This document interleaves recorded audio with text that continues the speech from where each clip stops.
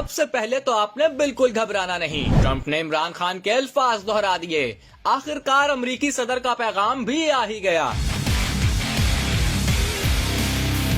عمران خان کے مشہور ڈائلاگ کی امریکہ میں بھی گونج۔ امریکی صدر ٹرمپ نے بھی نہ گھبرانے کا مشورہ دے دیا، لیکن یہ پیغام انہوں نے کس کو دیا، کیوں دیا؟ دلچسپ خبر سامنے آ گئی۔ سب سے پہلے تو آپ نے گھبرانا نہیں، یہ وہ الفاظ ہیں جو پاکستان کے سابق وزیر اعظم عمران خان نے عوام کو سنائے تو جس وقت عوام واقعی بہت گھبرا چکے تھے، لیکن کئی دنوں بعد یہ الفاظ آپ کو پھر سننے کو ملیں گے، کیونکہ اس بار ان کو امریکی صدر نے بھی دہرا دیا ہے۔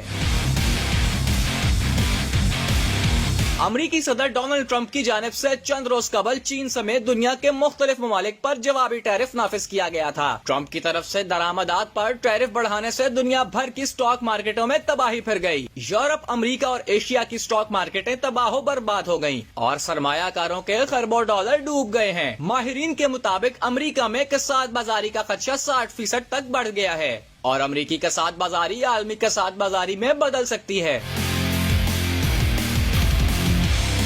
امریکی صدر ڈونلڈ ٹرمپ نے ٹیرف کے بعد معاشی بے یقینی سے دوچار امریکی شہریوں کو نہ گھبرانے کا مشورہ دے دیا۔ کہا آپ نے گھبرانا نہیں، کمزور اور بے وقوف نہ بنے، صبر کریں اور حوصلہ کریں، عظمت آپ کا مقدر بنے گی۔ لیکن پھر شاید ٹرمپ خود بھی گھبرا گئے اور سٹاک مارکیٹس میں شدید مندی کے سوال پر امریکی صدر ناراض ہو گئے۔